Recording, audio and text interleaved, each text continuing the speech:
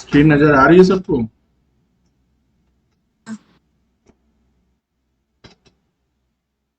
Screen दिख रही है? जी सर। चलो,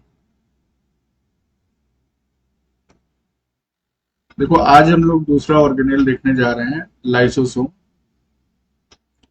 और इसके पहले हम कौन सा ऑर्गेनेल देख रहे थे? Golgi body. गोल्जी बॉडी का हो गया पूरा कंप्लीट, जितना आपको इस लेवल पे जानना है। लाइसोसोम्स में भी मोस्ट ऑफ द चीजें आपको मालूम ही है, just a kind of revision. तो इसमें पहला पॉइंट क्या है कि सिंगल मेम्ब्रेन बाउंड है। जानते हैं लाइसोसोम जो है, ये हो गया लाइसोसोम।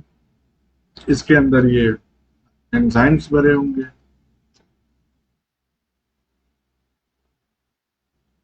तो ये सिंगल मेम्ब्रेन बाउंड है, एनिमल सेल्स में पाया जाता है। प्लांट सेल में लाइसोसोम होता है क्या? नहीं सर, हाँ, प्लांट सेल में तो नहीं वैक्यूल होता, होता है। वैक्यूल होता है बहुत बड़ा। अच्छा, इसी पे वो सवाल भी याद आ गया जो हमने आपसे पूछा था एंडो मेम्ब्रेन सिस्टम के बारे में। तो उसमें हमने क्या कहा था? कुछ लोगों ने कहा था कि न्यूक्लियर एनवेलप इन्वॉल्व होता है। तो हमने क्या कहा था? Are you sure? बस बताओ जवाब। होता है। तो मतलब आप श्योर? खैर, उस दिन भी बताया था कुछ लोगों ने। सर देखो, श्योर थे, लेकिन वो आप कह रहे थे इसलिए हमको लगा कि फिर गलत ही होगा। एम्फेसाइज कर दिए थे इसलिए नहीं।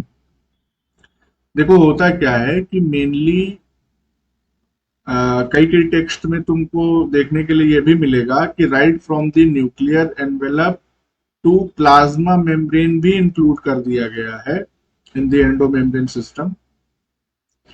लेकिन जो कोर कंपोनेंट्स होते हैं एंडो मेम्ब्रेन के, उनकी संख्या सिर्फ 4 होती है। तो बता सकते हो वो 4 कोर कंपोनेंट्स कौन से हैं? एंडोप्लाज्मिक ठीक है, रेटिकुलम, गोल्गी बॉडी, लाइसोसोम और पेरोक्सिसोम, या पर फिर इंडोसोम, पता नहीं, इन दोनों में कंफ्यूजन। हाँ, गोल्जी हो गया और लाइसोसोम हो गया। चौथा कोई बता सकता है तो बताए। तो माइटोकॉन्ड्रिया। माइटोकॉन्ड्रिया और क्लोरोप्लास्ट या प्लास्टिड तो किसी हालत में नहीं होगा। ये कॉन्सेप्ट आप थोड़ा सा ध्यान रखिए। सर पेरोक्सिसोम होगा। राइबोसोम। वेसिकल।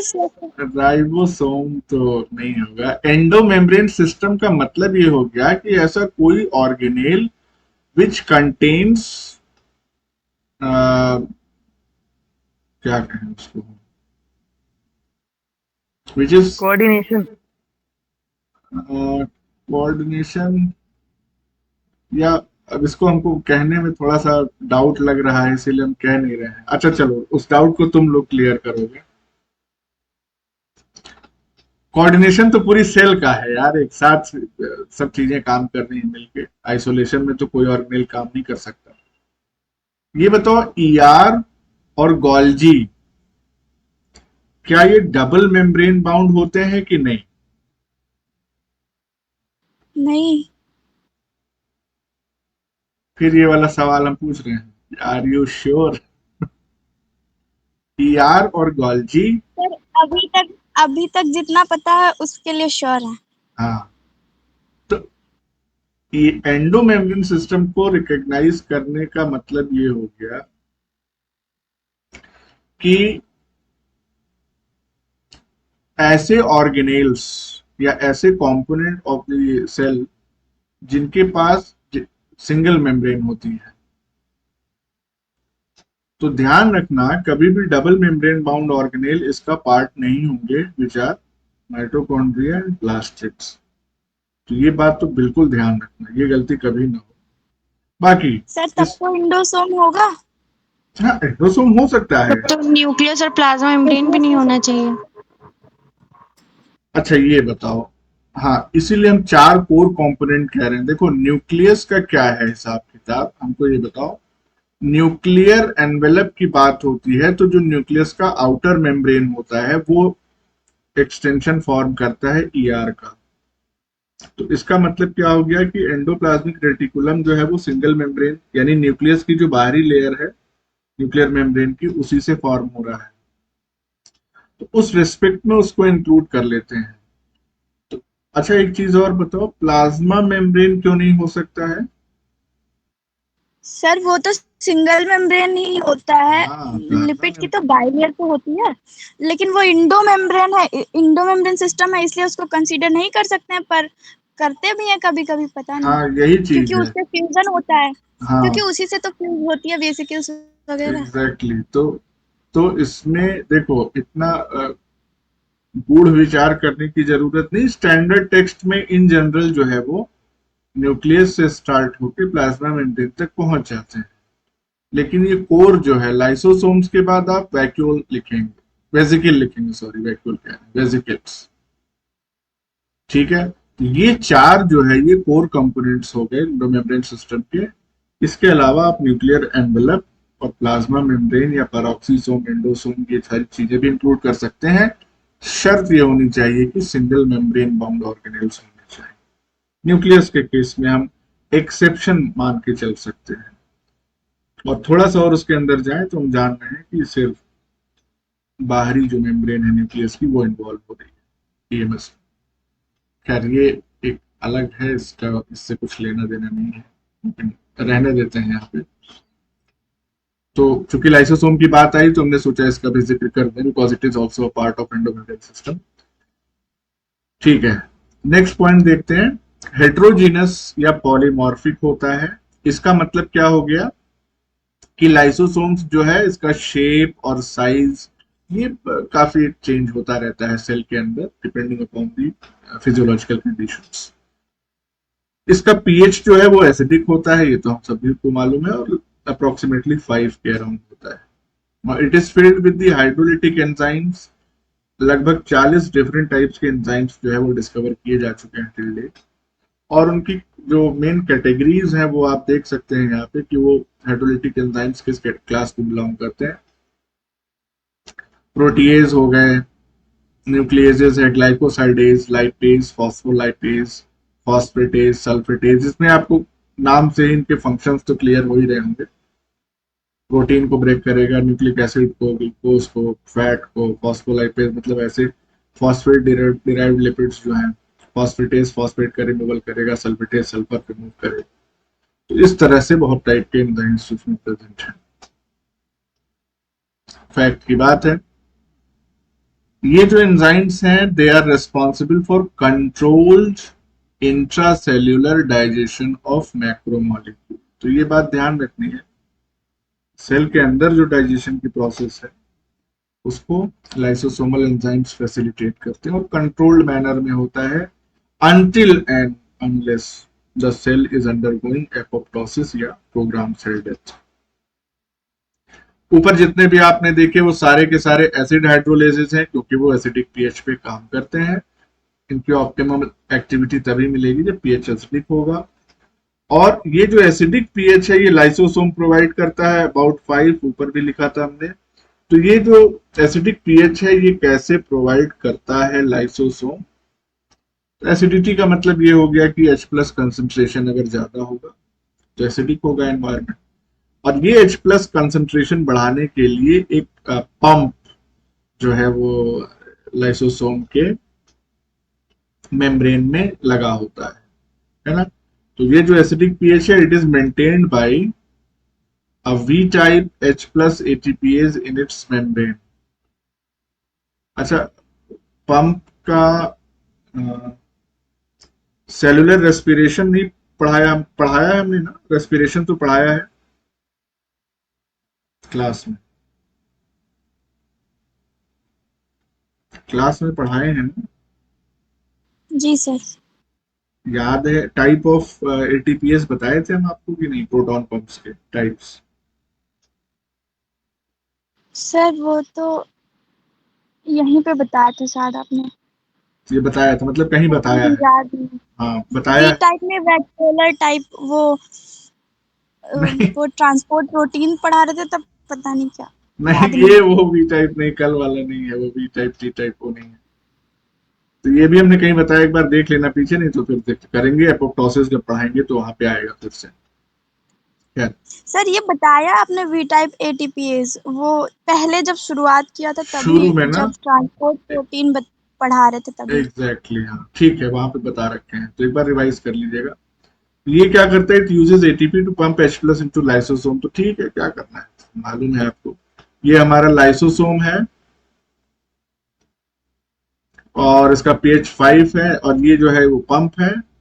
तो ये क्या करेगा, बाहर से H प्लस जो है उसको अंदर की तरफ ढकेलेगा, और इस दौरान ये एटीपी को कंज्यूम करेगा।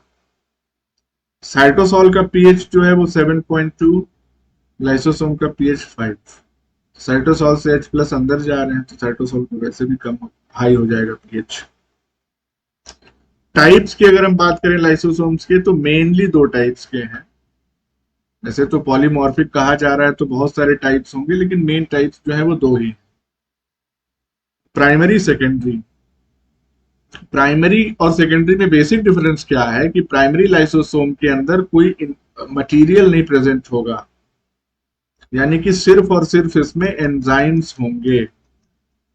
तो there is no material for intracellular digestion. जबकि सेकेंडरी में क्या हो गया, कुछ ना कुछ मटेरियल आ गया, तो एंजाइम्स तो इसमें है ही है, साथ ही साथ कुछ मटेरियल भी आ गया।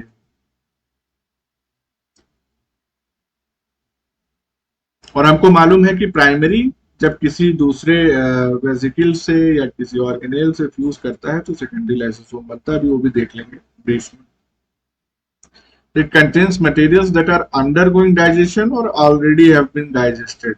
ठीक है, सिंपल सी बात है। अब लाइसोसोमल डाइजेशन जो है वो बेसिकली दो टाइप का होता है, एक को हम कहते हैं ऑटोफैजी और दूसरे को कहते हैं हेट्रोफैजी।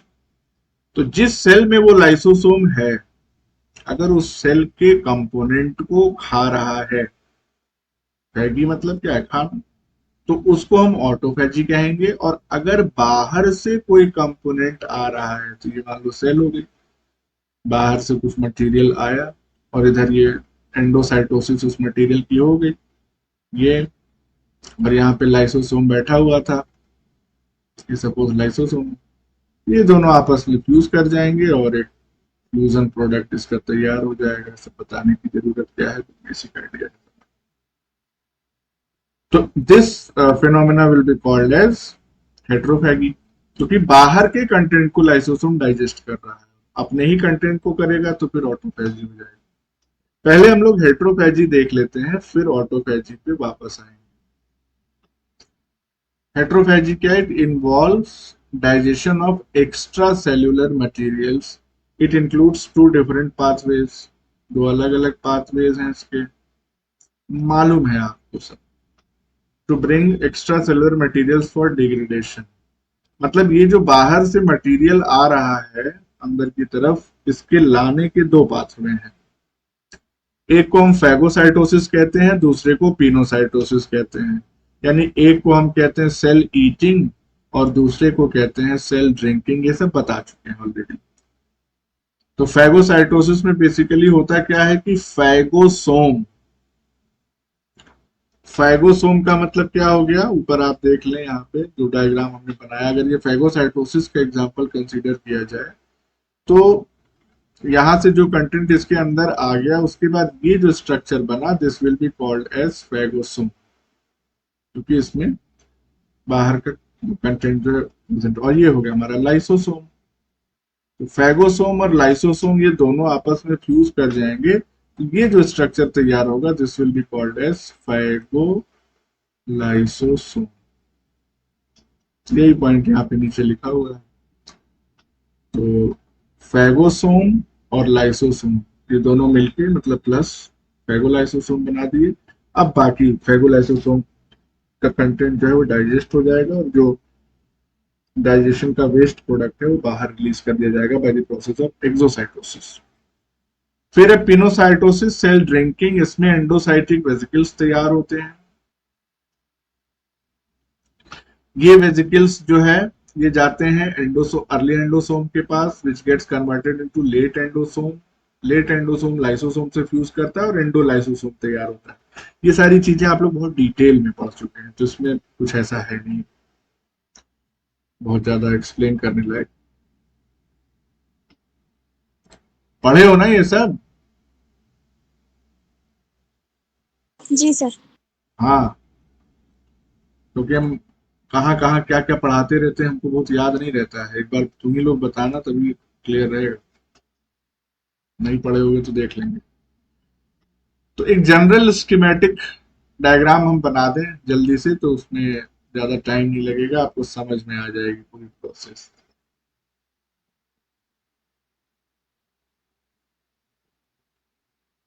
कि क्या क्या हो सकता है। अब ये वाला काम क्या हो रहा है, ये हो रहा है फैगोसाइटोसिस। कुछ बाहर से मटेरियल आया, इसको सेल ने खा लिया। फैगोसाइटोसिस के बाद ये जो तैयार हुआ, इसको हम क्या कह रहे हैं, this is called as phagosome. एक काम ये हो गया। यहाँ पे क्या हो रहा है कि कुछ लिक्विड मटेरियल आ रहा है और अंदर जो है ये पिनोसाइटोसिस की प्रोसेस को दिखा रहा है। पिनोसाइटोसिस, फिर यही सब बना दे रहे हैं, अर्ली एंडोसोम, लेट एंडोसोम, और यहाँ पे तो खतरनाक जो लाइसोसोम हमारा बैठा है वो भी। तो दिस विल बी, ये हो जाएगा हमारा early endosome, this will become late endosome, और ये तो लाइसोसोम है, लाइसोसोम।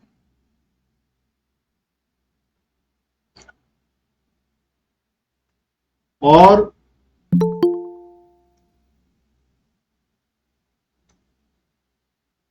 इसके अलावा एक और जो प्रोसेस होती है, ये तो दो टाइप का हमने आपको बता दिया हेट्रोफैजी के एग्जांपल्स हैं।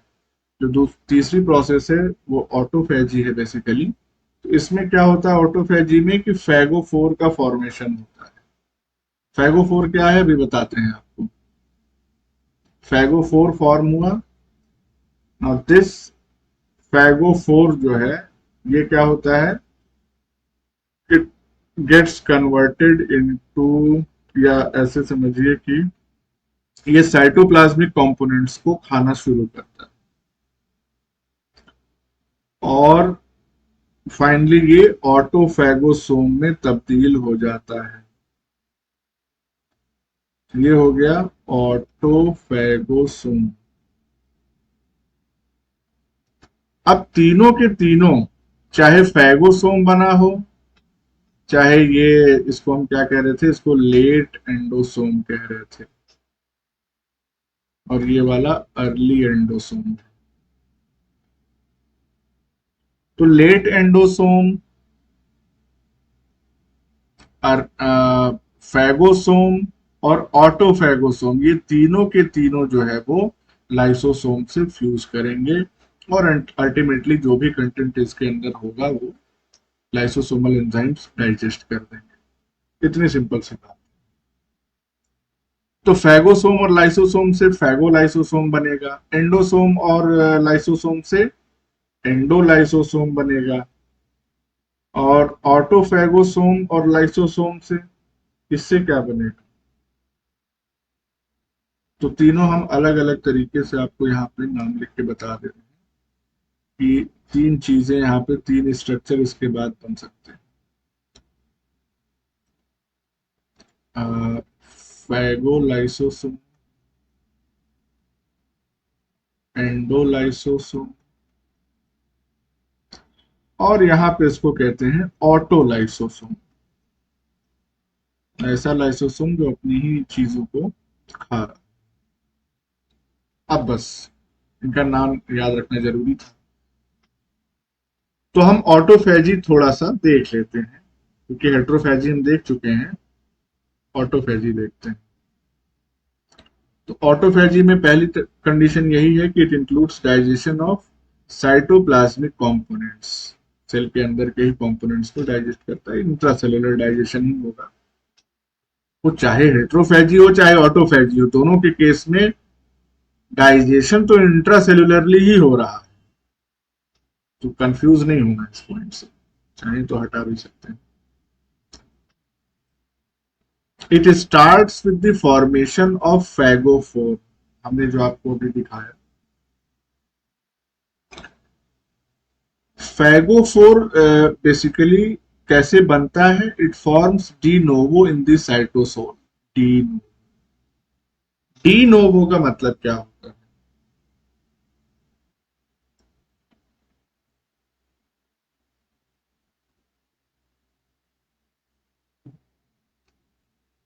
अरे इतनी कहानी पढ़ चुके हो, डी नोवो मतलब मालूम है किसी को? बताओ जल्दी।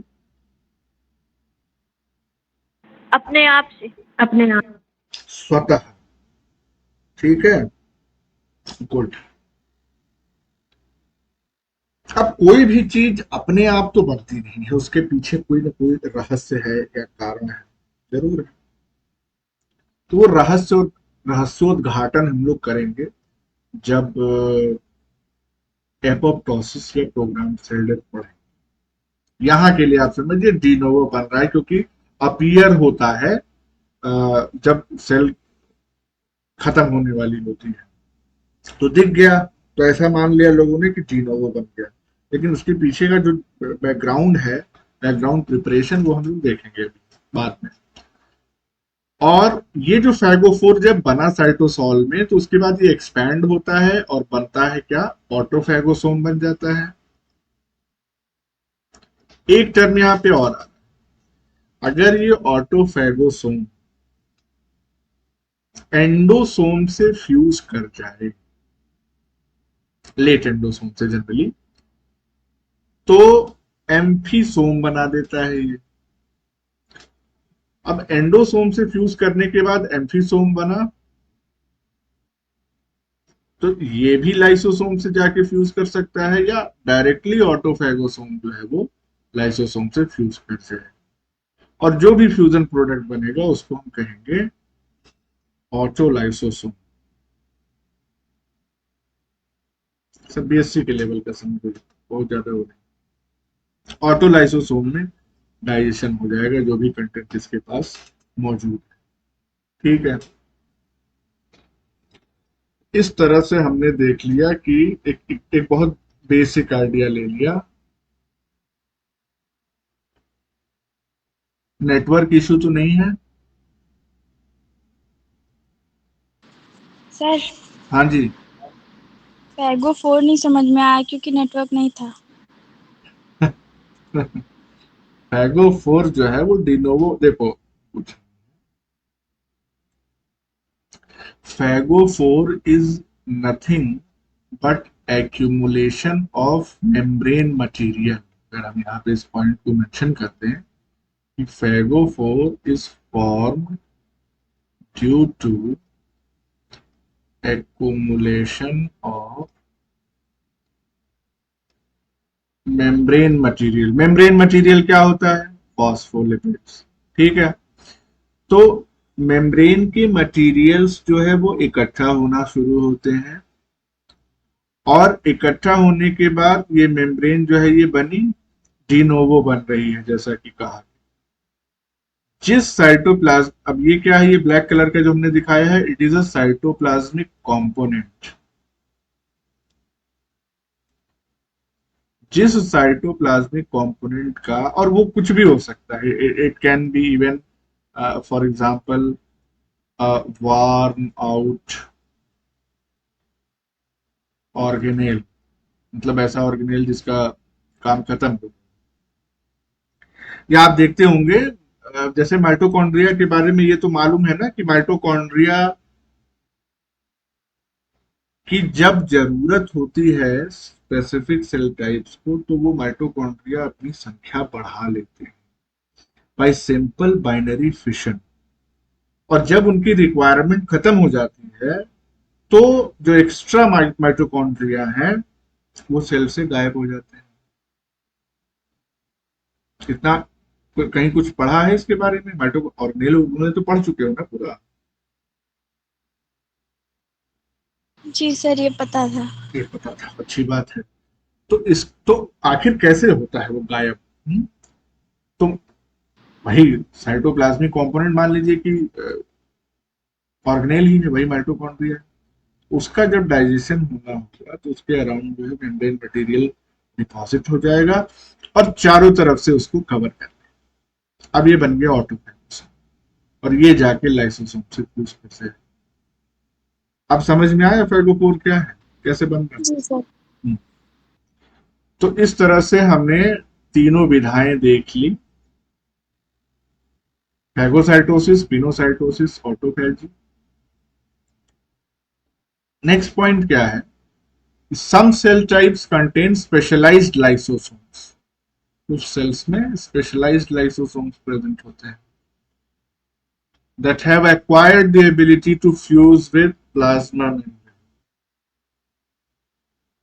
जनरली लाइसोसोम्स प्लाज्मा मेम्ब्रेन से नहीं फ्यूज करते हैं, वो किसी वेसिकल से या किसी ऑर्गेनेल से फ्यूज करते हैं। ऊपर हमने देखा किस किस से फ्यूज करते हैं, लेकिन कुछ स्पेशलाइज्ड लाइसोसोम जो है प्लाज्मा मेम्ब्रेन से फ्यूज कर जाते हैं। एग्जाम्पल के तौर पे मेलानोसाइट्स इन स्किन। तो स्किन में एपिडर्मल लेयर में जो कुछ सेल्स होती हैं मेलानोसाइट्स जिसको कहते हैं, क्योंकि उनके अंदर मेलानिन पिगमेंट होता है, ये क्या करते हैं? They produce and store melanin pigment in their lysosome. ठीक है, सोचिए लाइसोसोम के अंदर ही मेलानिन पिगमेंट जो है वो स्टोर से बना दिया, दिस इज मेलानिन। और अब इस लाइसोसोम को क्या कहा जाता है? मेलानोसोम। और ये मेलानोसोम क्या करता है? It releases its pigment into the extracellular space of epidermis by exocytosis। तो इसका मतलब क्या हो गया कि ये जो मेलानोसोम यहाँ पे तैयार हुआ है, मेलानिन है और इसको हम कह रहे हैं मेलानोसोम, ये जाएगा और ये फ्यूज करेगा विद द प्लाज्मा मेम्ब्रेन और अपना कंटेंट जो है वो बाहर रिलीज कर देगा और पूरा गायब हो गया। Stroke small eraser. तो यहाँ इतना अगर हम कर दें तो ये फ्यूज करके और बाहर एक्स्ट्रा सेलुलर स्पेस में अपना कंटेंट इसमें रिलीज कर दिया। ठीक है, तो बहुत बेसिक बातें हैं, ये सब आपको मालूम समझ में आ रहा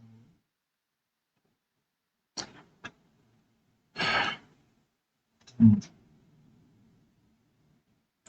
तो इतनी कुछ बातें थी लाइसोसोम के बारे में, मेरे ख्याल से इसमें कोई कंफ्यूजन नहीं होगा आपको। कोई दिक्कत है, कोई डाउट हो तो बताओ, पूछ लो भी, नहीं तो अगले उस पर बढ़े टॉपिक। क्लियर है सब? जी सर। ठीक है, अब हम लोग नेक्स्ट टॉपिक पढ़ने जा रहे हैं और वो टॉपिक है माइटोकॉन्ड्रिया। तो माइटोकॉन्ड्रिया के भी इंट्रोडक्शन की हम आज बात करेंगे, जो कि आपको मालूम ही है।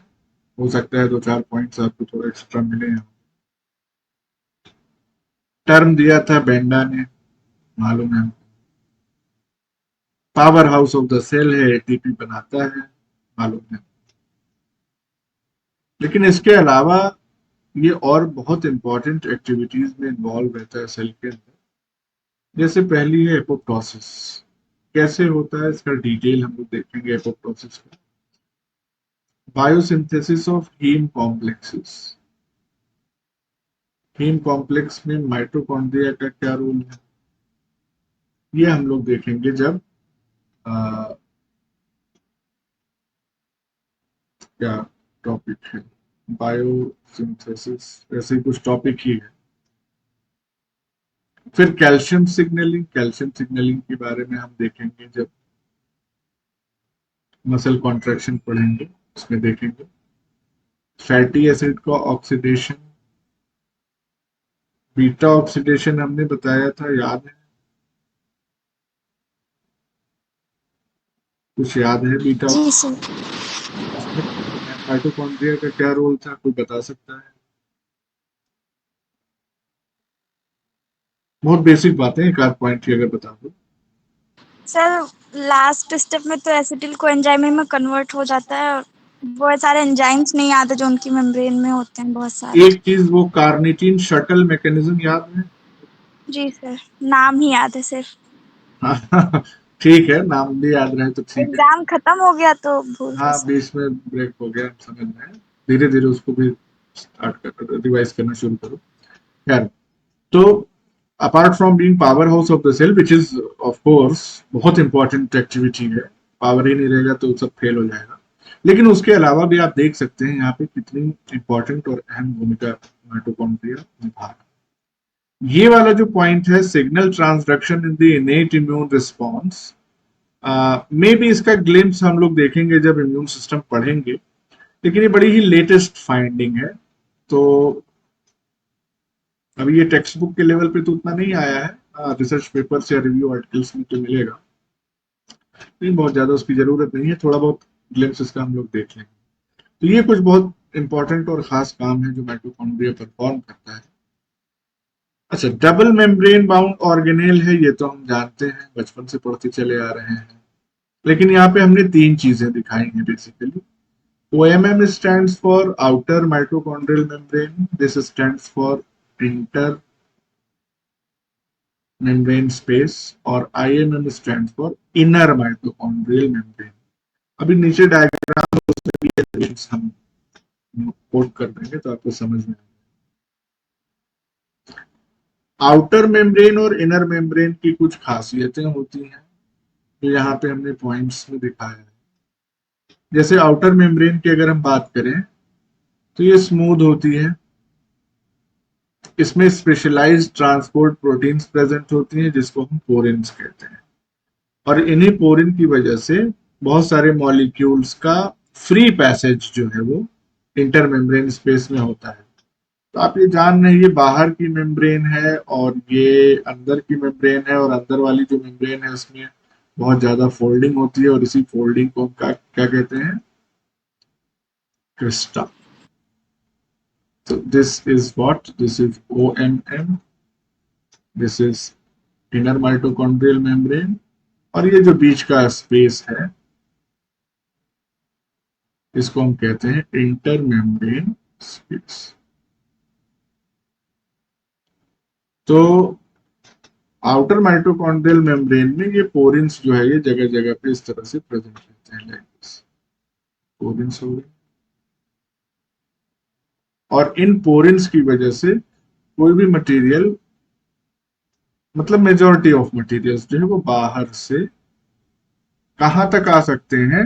इंटर मेम्ब्रेन स्पेस तक आ सकते हैं, लेकिन वो इनर माइटोकॉन्ड्रियल मेम्ब्रेन को क्रॉस करके मैट्रिक्स वाले इलाके में नहीं आ सकते हैं, क्योंकि इनर माइटोकॉन्ड्रियल मेम्ब्रेन जो होती है वो हाईली इम्परमिएबल होती है टू मेनी सॉल्यूट्स।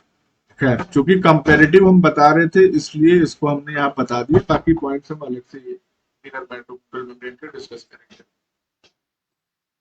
तो आगे अगर हम पॉइंट्स देखें आउटर माइटोकॉन्ड्रियल मेम्ब्रेन के, तो इसका जो स्ट्रक्चर होता है वो बीटा बैरल स्ट्रक्चर होता है।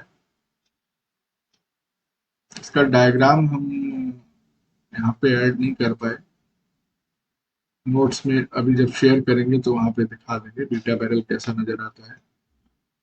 और आउटर माइटोकॉन्ड्रियल मेम्ब्रेन जो होती है वो बेसिकली क्या है?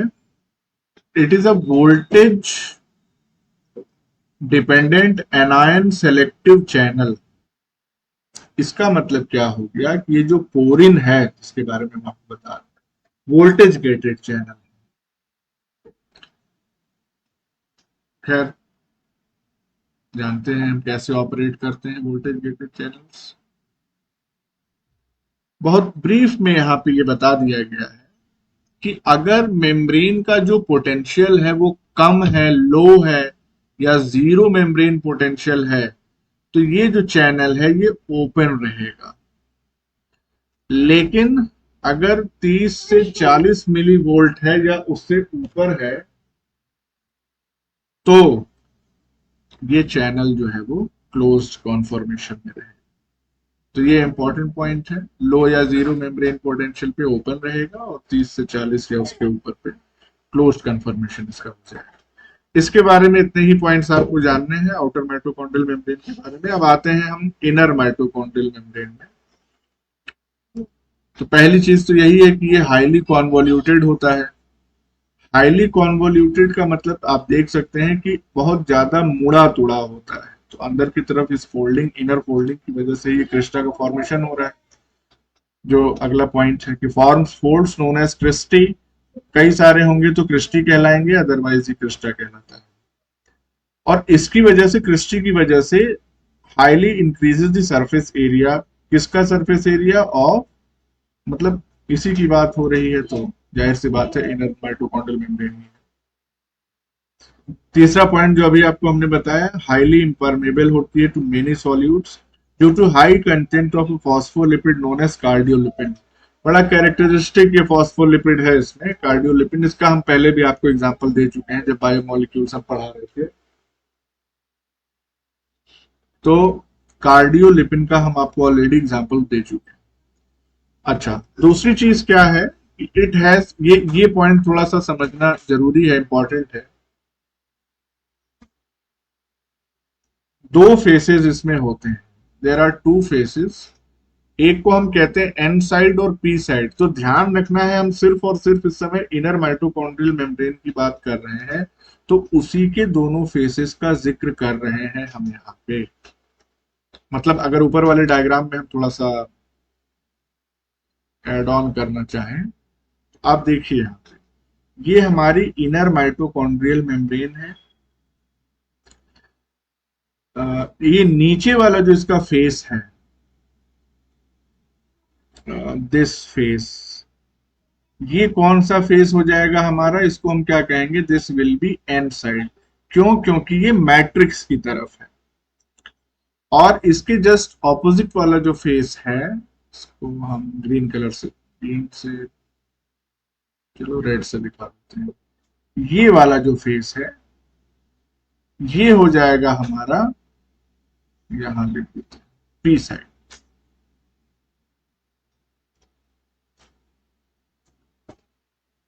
पी साइड जो है वो साइटोसॉल की तरफ है। बेसिकली आप देखें यहाँ पे, P side is toward cytosol, क्योंकि बाहर क्या है? बाहर तो साइटोसॉल है। पी साइड एन साइड मतलब क्या हो गया इसका? गेस करो।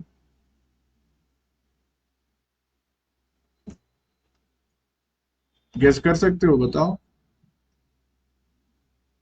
एन क्या है, पी क्या है? नेगेटिव और पॉजिटिव होगा सर। हाँ, सही है, सही है। तो मैट्रिक्स साइड वाला जो इलाका है वो नेगेटिव है, और साइटोसॉल जो फेस है वो पॉजिटिव, पॉजिटिवली चार्ज।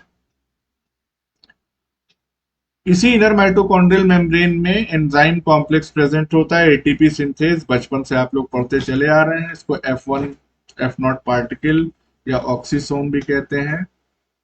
और इसका काम क्या होता है? मेन जो एटीपी की सिंथेसिस है उसके लिए यही रिस्पॉन्सिबल होता है। अब आते हैं जरा इसके एक डायग्राम पे। डायग्राम आपको मालूम है माइटोकॉन्ड्रिया कैसा दिखता है।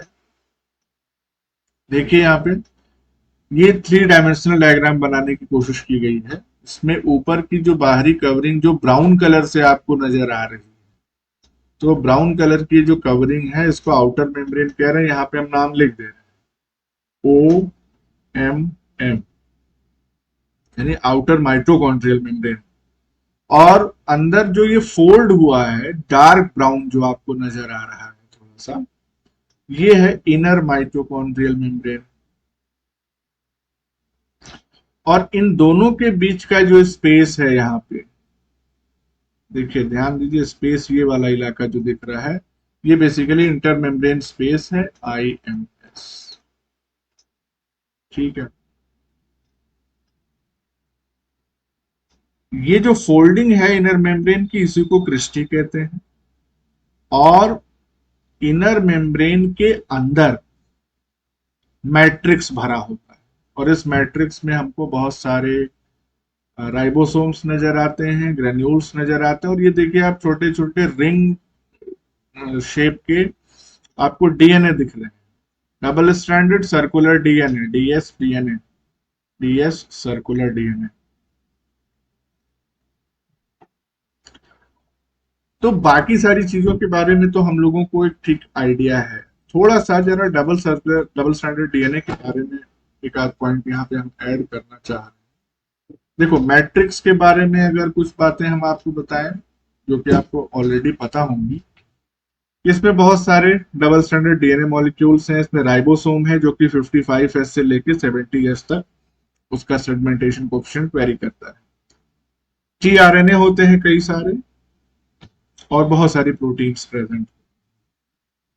खासियत इसमें क्या है कि इस माइटोकॉन्ड्रिया के पास खुद का डीएनए प्रेजेंट होता है, सर्कुलर होता है। इसका साइज जो है डबल स्टैंडर्ड डीएनए का वो अलग अलग स्पीशीज में अलग अलग होता है।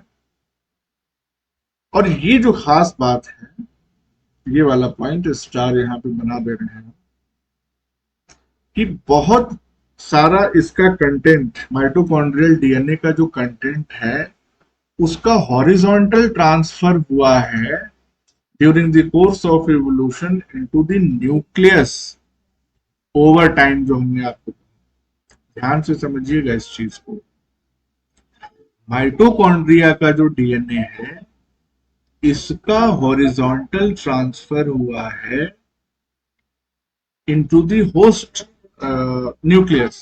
सपोज करिए कि ये है हमारी सेल, जाहिर सी बात है यूकैरियोटिक सेल नहीं होगा मैं, ये हमारी सेल है और ये इस सेल का न्यूक्लियस है और ये इस सेल का माइटोकॉन्ड्रिया है। तो during the course of evolution इस माइटोकॉन्ड्रिया के मैट्रिक्स से जैसे भी हुआ, ये जो सर्कुलर डीएनए है ये निकला और ये घुस गया न्यूक्लियस के अंदर। This is nucleus.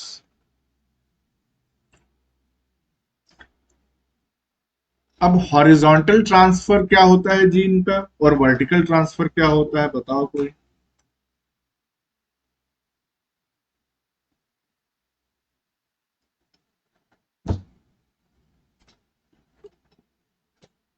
बोलो। सर नहीं पता। अरे इतना बेसिक सा नहीं पता है, किसी को नहीं पता।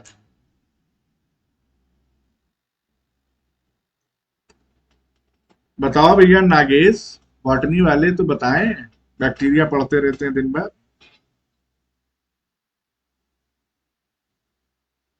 नागेश हो कि गए? नहीं है सर। हमारी आवाज पता बहुत नहीं। धीमे आ रही है, तो देख लो। नहीं मालूम है तो अच्छी बात है, हम बताने के लिए ही बैठे हैं। बहुत सिंपल सा कॉन्सेप्ट है, कोई बताया नहीं इसीलिए नहीं मालूम है, ऐसा ना समझना कि मुश्किल है इसलिए नहीं मालूम है। कहाँ बता दें, जगह ही नहीं दिख रही है, इधर ही बता देते हैं। देखो, वर्टिकल ट्रांसफर का मतलब ये हो गया कि जीन जो है वो पेरेंट से कहाँ जाएगी, ऑफस्प्रिंग्स में। ठीक है, तो अगर पेरेंट से जीन जा रही, कहने का मतलब एक जनरेशन से दूसरी जनरेशन में अगर जा रही है जीन, तो this is called as vertical transfer. और अगर एक जनरेशन से उसी जनरेशन के दूसरे इंडिविजुअल में जा रही है, यानी कि ये हमारा हो गया बैक्टीरिया 1 और ये हो गया बैक्टीरिया 2, और यहां से जीन जो है इसमें जा रही है, तो दिस इज हॉरिजॉन्टल ट्रांसफर। और यहां भी हॉरिजॉन्टल ट्रांसफर इसलिए कह रहे हैं क्योंकि भले ही सिंगल उसी सेल टाइप में एक ऑर्गेनेल से दूसरे ऑर्गेनेल में जा रही है, जनरेशन तो नहीं चेंज हो रही है ना, तो जनरेशन के बेसिस पे हम हॉरिजॉन्टल या वर्टिकल ट्रांसफर ऑफ जीन को डिफाइन करते हैं। आ गया समझ में? जी सर। बहुत आसान था कि नहीं? अब देखो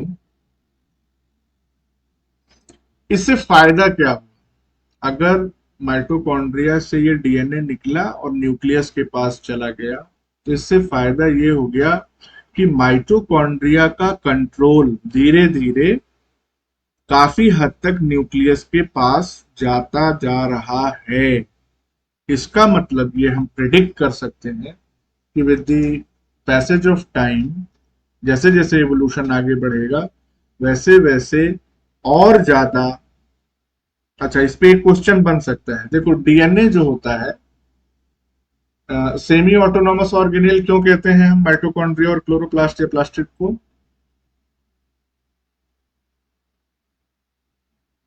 उसका खुद का डीएनए होता है इसलिए। हाँ, खुद का डीएनए होता है इसीलिए कहते हैं, बिल्कुल सही बात है। तो तुम ये स्टेटमेंट जो हमने बताई, इसके बेसिस पे आप लोग क्या कह सकते हैं कि धीरे धीरे जो ऑटोनॉमी है माइटोकॉन्ड्रिया और क्लोरोप्लास्ट की, वो घटेगी कि बढ़ेगी with the passage of time? घटेगी। घटेगी। तो बिल्कुल सही है। तो इस तरह के क्वेश्चन भी आते हैं कभी, थॉट प्रोवोकिंग क्वेश्चन। तो इस कॉन्सेप्ट से आपको ये क्लियर हो गया। तो हॉरिजॉन्टल ट्रांसफर हुआ जीन का। It allowed the eukaryotic cell to gain control over most aspects of mitochondrial function. तो ये बात भी हमको समझ में आ गई, ये कुछ खास थी। अब आगे के पॉइंट्स हम देख लेते हैं। सेमी ऑटोनॉमस ऑर्गेनेल होता है ये, क्योंकि इसका खुद का जेनेटिक मटेरियल होता है। तो ये बहुत इंपॉर्टेंट पॉइंट है। अपनी प्रोटीन्स, कुछ प्रोटीन्स ये खुद बनाता है, लेकिन most of its proteins are coded by nuclear DNA and are synthesized by cytosolic free ribosomes, जो कि एटीएस टाइप के होते हैं। डायनेमिक ऑर्गेनेल है, इसका मतलब क्या हो गया? इस ऑर्गेनेल के अंदर चेंज होने की एबिलिटी है। और किस किस पैरामीटर में ये चेंज हो सकता है? साइज में, शेप में, संख्या में, और अपनी पोजीशन या लोकेशन में चेंज हो सकता है। ये पैरामीटर्स जो है अलग अलग सेल टाइप्स में वेरी करते हैं, यानी चेंज होते हैं। सेम सेल टाइप में भी अलग अलग फिजियोलॉजिकल कंडीशंस में ये पैरामीटर्स चेंज हो सकते हैं, जो अभी हमने बात की थी ऊपर। और इन्हीं चेंजेस की वजह से क्या होता है? The mitochondria gains the ability for fission और फ्यूजन, दोनों काम कर सकता है। तो अगर माइटोकॉन्ड्रिया की संख्या को घटाना है तो सिर्फ ओल्ड माइटोकॉन्ड्रिया को खत्म करना ही एक उपाय नहीं है। 2-3 माइटोकॉन्ड्रिया मिलके फ्यूज हो जाएंगे तो भी उनकी संख्या कम हो जाएगी। Then mitochondrial fission. फिशन जो है वो कैसे होता है? It is mediated by dynamin related GTPase, जिसका DRP1 मैमल्स में होता है और DNM1 ईस्ट में होता है। शॉर्ट फॉर्म से ही काम चलेगी। तो जैसे बैक्टीरिया का हम देखते थे ना बाइनरी फिशन, वैसे ही जो है वो माइटोकॉन्ड्रिया का भी फिशन हो जाता है। और इस तरह से, और जब हम सेल साइकिल पढ़ा रहे थे तो उसमें हमने बताया था कि न्यूक्लियर डिवीजन के डीएनए के रेप्लिकेशन के दौरान ऑर्गेनेल्स का भी डिवीजन होता है, स्पेशली माइटोकॉन्ड्रिया की बात करें एनिमल सेल्स में।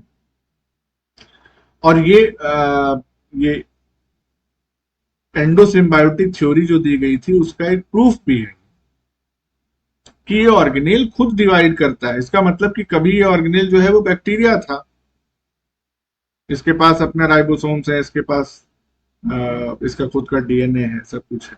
तो वो देखेंगे हम लोग एंडोसिम्बायोटिक से। फिलहाल आज के लिए इतना रखते हैं।